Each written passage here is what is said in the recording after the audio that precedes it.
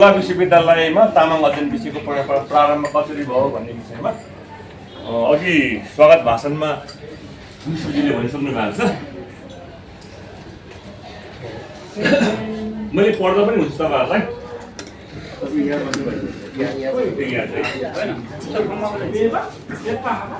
यो तामाङ राष्ट्रिय पुस्तकालयबाट स्थानीय तहमा तामाङ अध्ययन विषय अध्ययनको लागि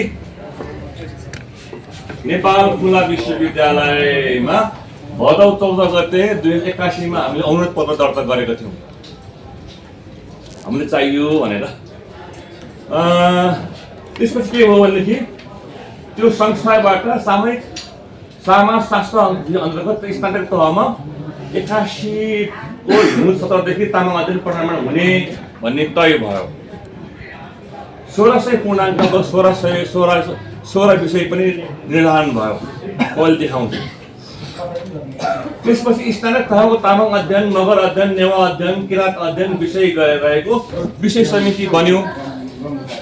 त्यो विषय समितिमा सदस्यको रूपमा म त्यहाँ नियुक्त भएँ। त्यसपछि 81 को हिउँदे सत्रमा तामाङ अध्ययनको लागि 81 माघ 10 गते सूचना प्रकाशित गरी 5 फागुन 2081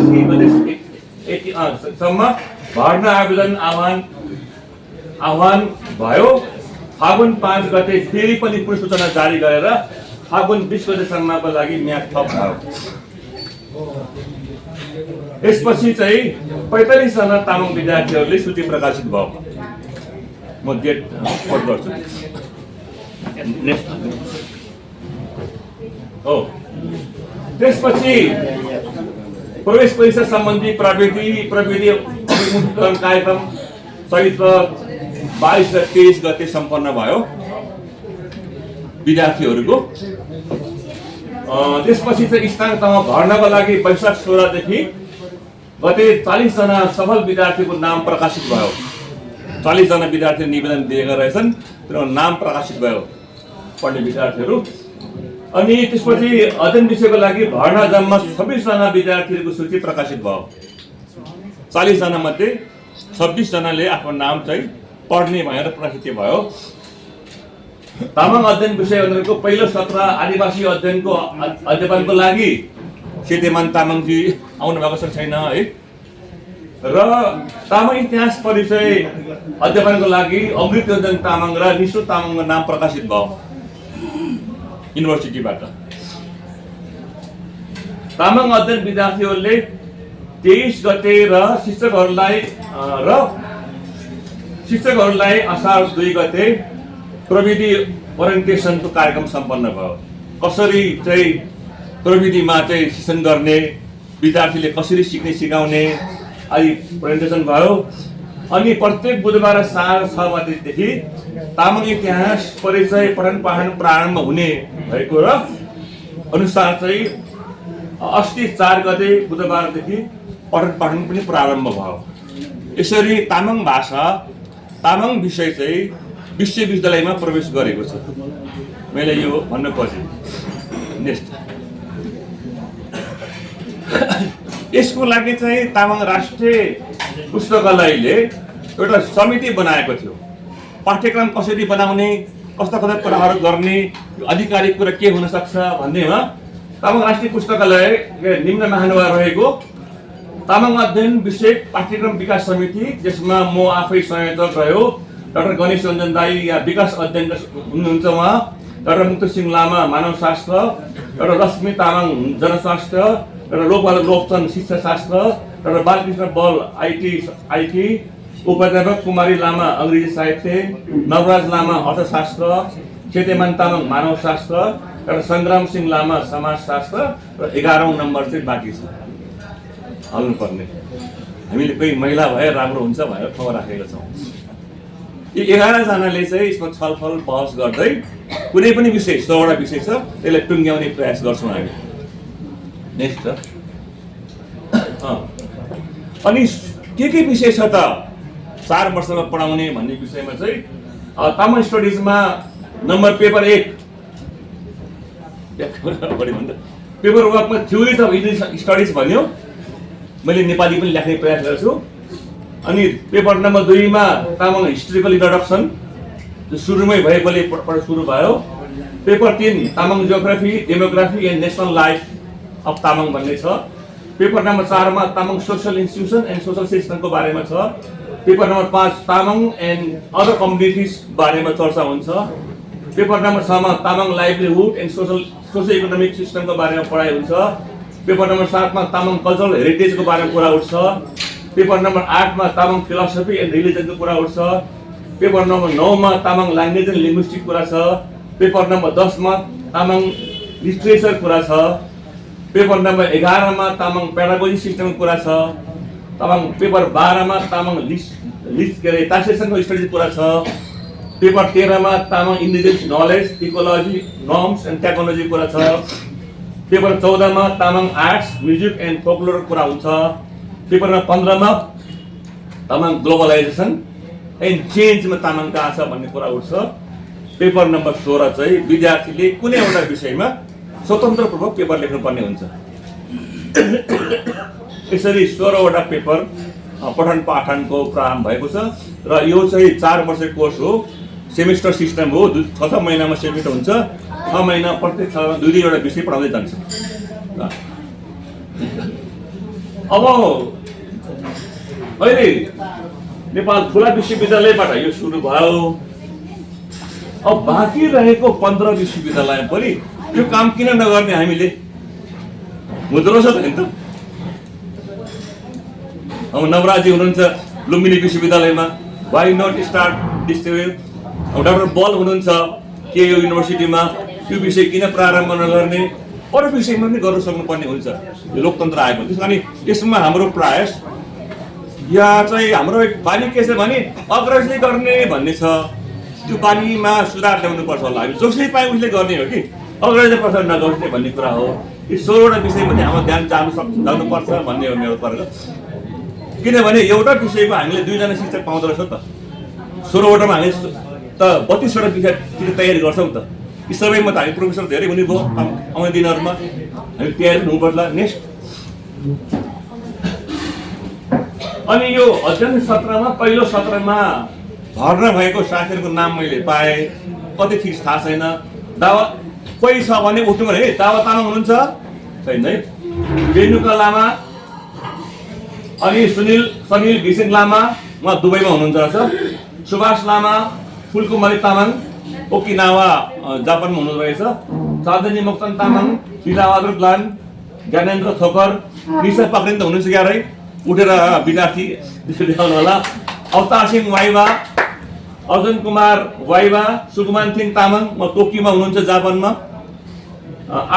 आसाङ तामाङ, लोबहादुर लामा हुनुहुन्छ आसाङमा। ओ गुड ठिक। लोबहादुर लामा, कृपाश्वर तामाङ, अजय लामा, कुमार सिंह तामाङ, रामबहादुर ब्लोम रामबहादुरमा छ। उनी चाहिँ गण्डकी ग्लोन, पुर्गेन लामा, आयता लामा, शुक्रबहादुर थिङ, धनबहादुर तामाङ, सेन्ट नाङसाल पेन तामाङ, सङ्गीता तामाङ सिराको हुनुहुन्छ, यहाँ आउनु भएको छैन। राम तामाङले न्युयोर्कबाट। यसपालि 25 जना विद्यार्थीहरूले नाम भर्ना भएर पठन सुरु गरेको छ। एउटा फाइदा के रहेछ भने यदि 50 जना विद्यार्थीहरू एउटा भाषाको भयो भने छुट्टै क्लास चलाउन मिल्दो रहेछ। मगर समुदायले 150 विद्यार्थी भर्ना गर्यो। उहाँ छुट्टै क्लास चलाउनु पर्छ। उहाँसँग यहाँ हाँस्दै हुनुहुन्छ।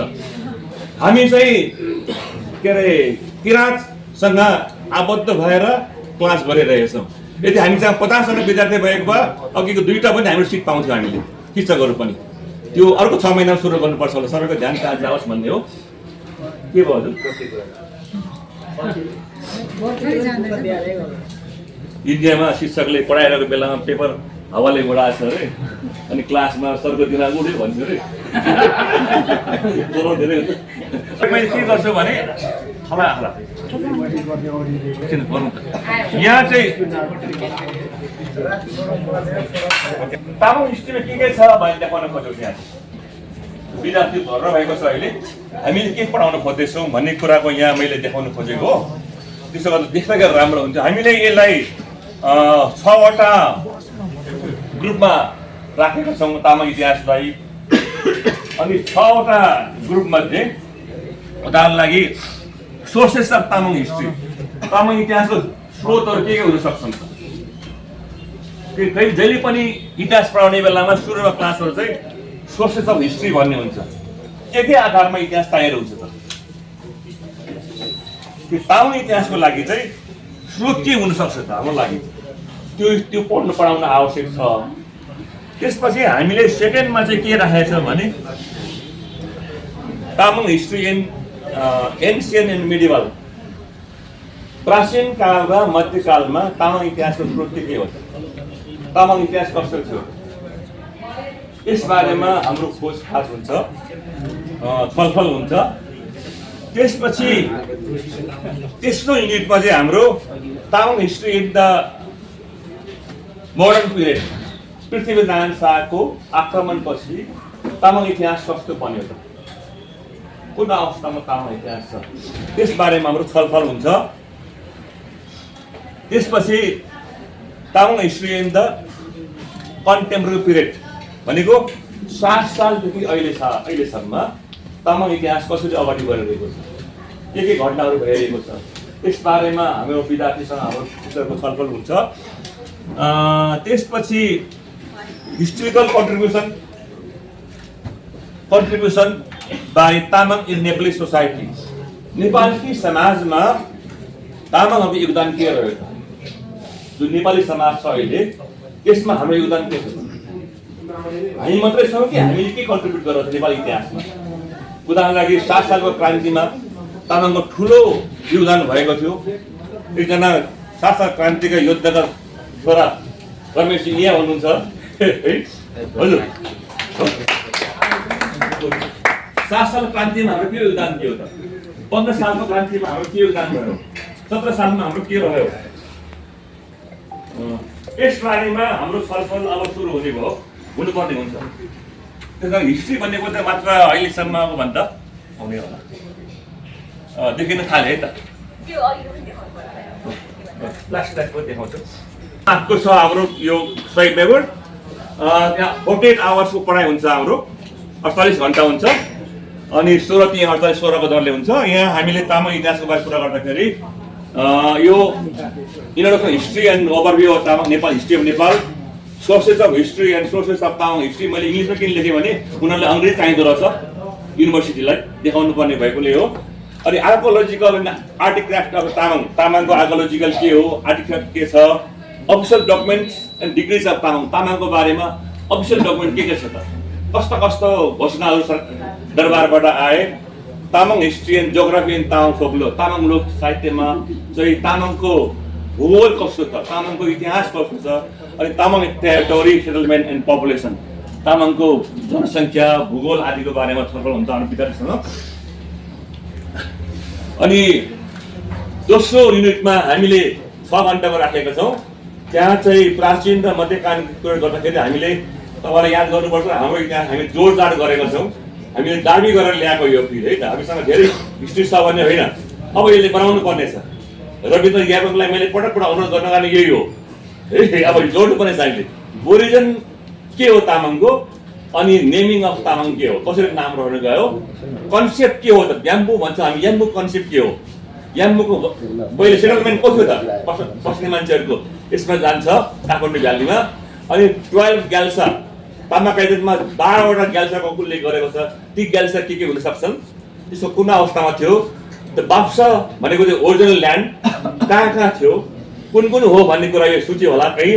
अनि हिस्ट्री अफ 6 ग्याङ्स, सन्तवीर लामाले निकै पहिले लेखिने कुरा उठाएको छ। 6वटा ग्याङको चर्चा आएको छ, यसबारेमा मोहनजीले कुरा राख्नुहुन्छ। अनि अरू ग्याङको बारेमा पनि तामाङले छलफल के गर्न सकिन्छ। अनि अन्ततगत तामाङ सिभिलाइजेसन, तामाङ सभ्यता चाहिँ प्राचीन कालमा कस्तो थियो र मध्यकालमा कस्तो थियो, यसबारेमा हाम्रो बहस चल्छ। यहाँ केही किताबहरू, मूल किताबहरू मैले उल्लेख गरेको छु। दुपङ्गलजीको अंश भाषण, अब रविन्द्र तामाङजीको पहिले यहाँ नाम आएको छ किताबको नाम। हाम्रो किताबहरू हामी पढ्न थाल्छौँ अब यसरी, यी कुराहरू हुन्। अनि दोस्रोमा चाहिँ Tamang history modern period, Prithvinarayan शाहको आक्रमणपछि या 1600 शताब्दीपछि के भयो त भनेदेखि ओभरभ्यू डेभलपमेन्ट नेपाली राज्य कसरी बन्यो यसबारेमा हामी विद्यार्थीले थाहा पाउनुपर्छ। अनि territories of Tamang in Nepali state, Nepali राज्य बन्दाखेरि तामाङको भूगोल कस्तो थियो, तामाङ राज्य कहाँ कहाँ थियो, यसबारेमा छलफल हुन्छ। Battle between the Gorkha and Tamang ग्ले, तामाङ राजा र गोर्खा राजाको बिचमा कहाँ कहाँ युद्धहरू भए यसबारेमा हाम्रो छलफल हुन्छ। Revolt of Tamang of Lajyang Nuwakot in 1850, 1850 मा 1000 जना तामाङ मारेको छ, त्यसबारेमा हाम्रो यहाँ लाज्याङको बारेमा छलफल हुन्छ। यसबारेमा हाम्रो डिपार्टमेन्टसँग काफी छलफल भयो।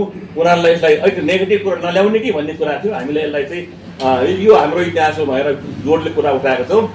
अनि history of Tamang vote and degrees of Nepal state to write Tamang, Tamang लेखाउनको लागि हाम्रो जो प्रयास भयो तामाङहरूलाई त्यो के छ, त्यसमा जङ्गबहादुर राणाको र सीता महारानीको रोल के हो, यसबारेमा हाम्रो कुरा उठ्छ।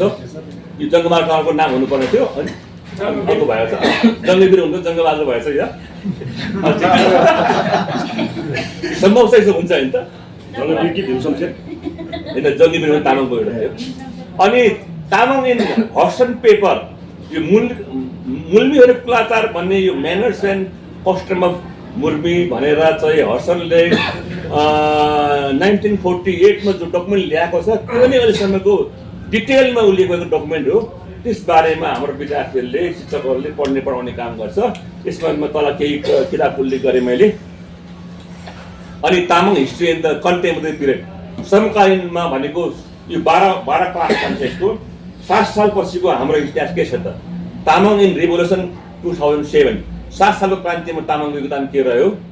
Tamang revolution of Dhading Khaniyawas event, Dhading खनियावासको घटना जो 15 सालमा भयो त्यसको रिभोल्युसन के हो, यसले हाम्रो गोपालजीले पोस्ट गर्ने हुनेछ। तामाङ इन पञ्चायत पोलिटिक्स, पञ्चायत राज्यमा तामाङको राजनीति के थियो, डेमोक्रेटिक आउँदाखेरि त्यो के भयो, रिपब्लिक इरामा तामाङको रोलचाल के हो भन्ने विषय हुन्छ। अनि चौथोमा history of Tamang representative in national legislation, संसदमा नीति निर्माण बन्ने ठाउँमा चाहिँ हाम्रो जनप्रतिनिधिहरू को र के रोल खेल्यो भन्ने विषयमा यहाँ पढाइ हुनेछ। यति भइसकेपछि अब महत्त्वपूर्ण पाटो चाहिँ यो हामीले लागेको छ, पाँचौँ हो historical contribution by Tamang in Nepali society. यो नेपाली समाज जो बनेको छ अहिले, त्यो समाज बन्नुको लागि चाहिँ तामाङको योगदान के रह्यो त ऐतिहासिक पक्षबाट। यो एन्सियन्ट पिरियडमा, मिडिभल पिरियडमा, आधुनिक नेपाली हिस्ट्रीमा चाहिँ तामाङले कस्तो योगदान दिएको छ नेपालमा। Contribution of Tamang in democratic movement of Nepal 7 सालमा, 17 साल क्रान्तिमा, 46 सालको क्रान्तिमा र 63 सालको क्रान्तिमा तामाङ योगदान के रह्यो त, यसबारेमा हाम्रो शिक्षक र विद्यार्थी छलफल हुन्छ। Contribution of Tamang knowledge and technology, language, literature and culture in Nepali society, Nepali समाजमा चाहिँ तामाङ भाषाको योगदान के रह्यो, तामाङ लिटरेचर योगदान के रह्यो भनिन्छ। एउटा के भन्छ भनेदेखि नेपालीमा जिउ र जेडी भन्छ नि, यो चाहिँ तामाङ भाषाको जिउबाट गएको हो जी भन्छ, होइन हजुर जो छ नि यो जिउ त्यहाँबाट गएको भने चाहिँ कन्ट्रिब्युसन कहाँ कहाँ छ, तामाङ नलेज कन्ट्रिब्युसन कहाँ कहाँ रह्यो, यी बारेमा हाम्रो छलफल बहस हुन्छ। History of Tamang identity movement Nepal, यो चाहिँ महत्त्वपूर्ण पाटो हुनसक्छ। 6औँमा आउँछ यो Tamang polity in history of Nepal, नेपालमा तामाङ राज्यको कल्पना कस्तो थियो त, यसको बारेमा हाम्रो बहस चल्छ। Tamang identity as indigenous peoples, आदिवासी तामाङको रूपमा, आदिवासीको रूपमा तामाङको पहिचान के हो त। त्यसपछि सोसल स्ट्राटिफिकेसन, जो सामाजिक जो संरचना छ, मनुस्मृतिले जो ल्यायो, मुलुकी ऐनले जो बन्यो, यो मुलुकी ऐन र मनुस्मृतिले तामाङहरूलाई कसरी त्यो कुन ठाउँमा दिलायो, यसबारेमा हाम्रो यो कन्ट्रिब्युसन कुरा उठ्छ। Need of Tamang identity movement in Nepal, नेपालमा तामाङ आन्दोलनको आवश्यकता किन पर्यो, यसबारेमा हाम्रो छलफल हुन्छ। Tamang in indigenous peoples movement, आदिवासीको आन्दोलनमा तामाङको रोल के रह्यो नेपालमा, यो हुन्छ। Role and trend of Tamang institution organization, यसमा चाहिँ यो तामाङ सङ्घ संस्थाहरू त छ, दर्ता भएको नभएको परम्परा, यसको चाहिँ रोल के हो त, तामाङको पहिचान बनाउनुमा नेपाल तामाङ घेदोङ लगायतको रोल के भएको त, होइन त विभिन्न, यसमा चाहिँ संस्थाको रोल के हो, यसको ट्रेन्ड कहाँतिर गइरहेको छ त, साँच्चै तामाङ आइडेन्टिटीको लागि हामीहरू संस्था अगाडि बढेको छ या कतै घुलमिल भएको छ, यसको स्ट्यान्ड पोइन्ट के हुनसक्छ, विकनेस पोइन्ट के हुनसक्छ र एचिभमेन्ट के भयो तामाङ मुभमेन्टमा, यसबारेमा पनि हाम्रो साथीहरूले बहस गर्नेछ। एक ठुलो रोल प्ले चाहिँ हाम्रो निष्ठजीले गर्नु हुनुहुन्छ, इतिहासको जिम्मा लिनुभएको छ पढाउनमा। मैले उहाँलाई थोरै सपोर्टको लागि मैले नाम राखेको छु। कहिलेकाहीँ एउटा साथी बिरामी भयो भने चाहिँ उहाँ त फेरि एमफिल गरेको मान्छे पिएचडी पाएर म हिँड्छु भने मैले त्यो त खाली हुने भयो। त्यसो भएकोले मैले थोरै म पनि त्यहाँ बस्छु भनेर टेकाउने मात्रै गरेको छु मैले। यो निष्ठजीको जिम्मेवारी छ। अनि हाम्रो विद्यार्थीहरूले चाहिँ 3 घन्टा लेभलको 2500 देखि 3000 शब्दको एउटा राम्रो लेख लेख्नेछ। यो चाहिँ विशेष हुनेछ, एउटा पेपर यो हुनेछ। यी कुराहरू थिए। अनि मैले भएभरका हामीले के गरेछौँ भने इतिहास चाहिँ अहिले हाम्रो छोरीको अवस्थामा छ। छोरीको अवस्थामा यी सबै किताबहरूलाई कसैले पनि छोडेको छैन। यहाँ सीताराम दाइले किन बोलाएन भने यो त छलफल स्टार्टिङ पोइन्ट मात्रै हो, यो बहस होइन। यो त हामी अलिक कन्सेप्ट मात्रै बनाऊँ भएर उहाँ ठुलाहरूलाई मैले बनाएनौँ। उहाँहरूको योगदान छ। यी किताबहरू कुरा उठ्छ। अब मैले अगाडि बढेँ। इतिहासको किन आवश्यकता महसुस भयो भनेदेखि हामीलाई तामाङ इतिहासको अध्ययन अनुसन्धान गर्नुपर्छ। अहिले ठोस आकार लियोस्। अहिले छरिएको अवस्था छ। यो छरिएको अवस्था एउटा ठाउँमा अब क्लासरुममा जान्छ, त्यति बेला शिक्षक पनि तयारी हुनु पऱ्यो। विद्यार्थीलाई कसरी गर्ने, तामाङ इतिहाससँग सम्बन्धित सन्दर्भ ग्रन्थहरू तयार गर्नु परेको छ। तामाङ इतिहास विद्यार्थी शिक्षकको लागि चाहिँ आवश्यक मात्रामा सन्दर्भ ग्रन्थको तयारी गर्नुपर्ने छ। तामाङ अध्ययनको लागि ध्यानाकर्षण गराउनु परेको छ। तामाङ पुस्तकालयलाई पनि एउटा अध्ययन सामग्रीको छैन, त्यहाँ सामग्री बनाउनु परेको छ। अनि तामाङको साथै अरू विषय पनि अध्ययन गर्नको लागि यस्तो खालको अध्ययनको आवश्यक छ भन्ने कुरा रह्यो। अनि स्नातक तहको तामाङ अध्ययनको विषय आवश्यकता के हो भने अहिले हामी व्यक्ति, समुदाय, राष्ट्र वा विश्वको लागि शिक्षा महत्त्वपूर्ण अङ्ग हो भने सबैले महसुस गर्यो। स्नातक तहमा तामाङ अध्ययनको पठन पाठन भएर तामाङहरूमा शिक्षाप्रतिको चासो बढ्नेछ, अब बढ्नेछ। अहिलेसम्म त इमान्दारपूर्वक भन्ने हो भनेदेखि हामी ध्यानमा गएको छौँ, ध्यानबाट मुक्त भएको छैन। पूजापाठ भनौँ, ध्यान भनौँ, ध्यान मुक्त भनौँ। त्यो अब शिक्षामा चासो बढ्छ होला भन्ने लाग्यो। आयु वा +2 गरेका विभिन्न कारणले उच्च शिक्षा हासिल गर्न वञ्चितमा परेका तामाङ युवाहरू, वृद्धहरूले आफ्नै घरमा काम भ्याएर घरमै बसी शिक्षा हासिल गर्छ। सानोमै बिहा भयो, नानीहरू भयो, पढ्नु पाएन भन्ने ती महिलाहरूले होइन, पुरुषहरू पनि काम गर्न विदेश जानु पर्यो, 40 वर्षपछि आइसकेपछि के गर्ने भन्ने त्यस्तो मान्छेले पनि अब पढ्न पाउने भयो। शिक्षित सङ्ख्या बढ्छ तामाङहरूको। अनि उहाँले नेपाली, अनि उहाँले यो ऐच्छिक अङ्ग्रेजी र अनि उहाँले साथसाथै समाजशास्त्र विषय पनि पढाइ भएको हुनाले स्नातक तहमा गएर हाम्रो विद्यार्थीहरूले चाहिँ ऊ नेपाली पनि पढ्न सक्छ, मास्टर तहमा अङ्ग्रेजी पढ्न सक्छ, समाजशास्त्र पढ्न सक्छ, तामाङ स्टडिजले पनि कुरा भइरहेको छ मास्टर तहमा, यी विषय पढ्न सक्छ। बार हुँदैन भन्ने हो। अनि 1600 पूर्णाङ्कमा रहेको विद्यार्थीले तामाङ विषयमा अहिले जो हामी त आफूले अनुभवको आधारमा तामाङ विज्ञ हौँ भन्दै आएका छौँ। हामी जस्ता उरनठेउला केटाहरू हुनु न अहिले। अब उनीहरू साँच्चै नै पढेर आउने भयो नि त, साँच्चै नै हासिल गर्न आउँछ। त्यसपछि त्यो थप अध्ययनको उत्साह बढ्छ। शैक्षिक पद्धतिको बारेमा 400 पूर्णाङ्कको विषय अध्ययन हुनेछ। यसले के गर्छ भने विद्यार्थीहरूलाई शिक्षण गर्ने पेसा जो लिएको छ उसलाई एउटा महत्त्वपूर्ण पाटो हुन्छ। अर्थात् यहाँ तपाईँहरूलाई भनिदिउँ,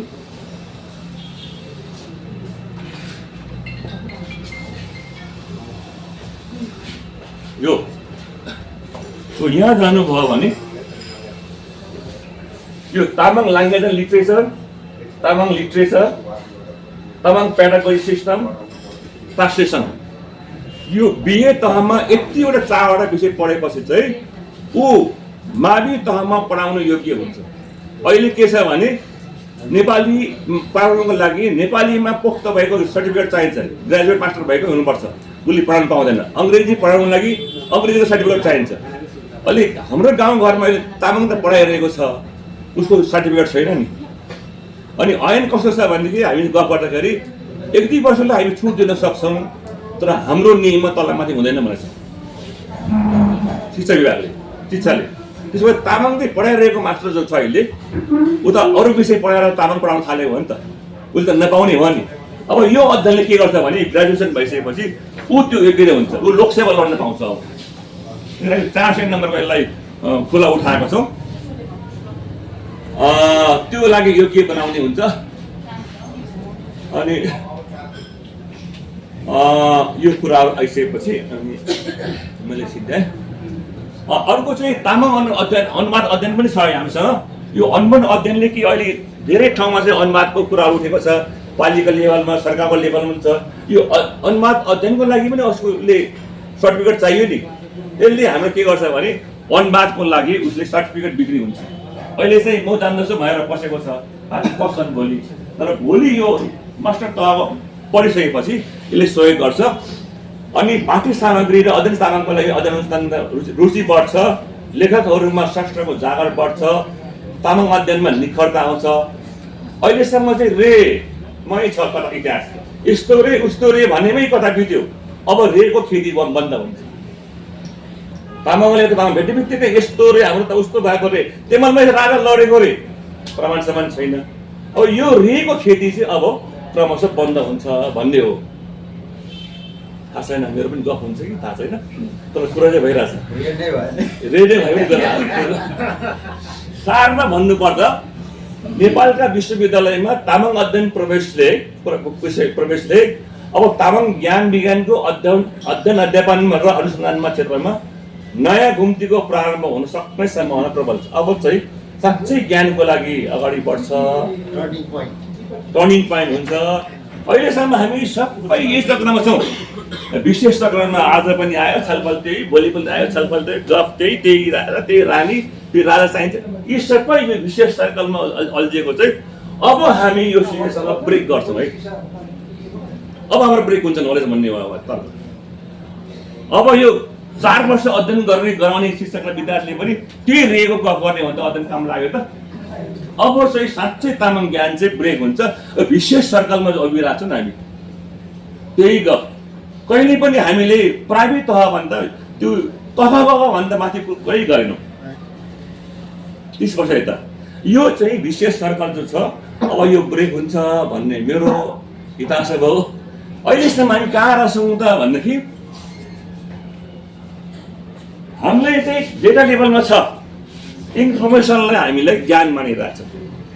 को कहाँ के भनेर, कहाँ कुन राजा रे, कहाँ रे, यो रे हु वाट वेन वेयरमै हाम्रो सूचना लेभलको ज्ञानलाई हामीले ज्ञान मानिरहेको छ।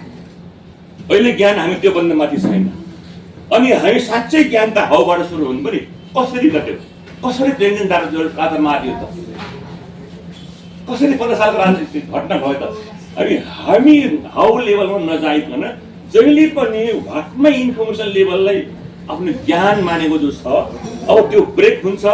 हामी नलेजमा जान्छौँ, नलेजबाट विजडममा पुगेपछि हामी साँच्चै हामी तामाङ चाहिँ हो भन्ने हुन्छ।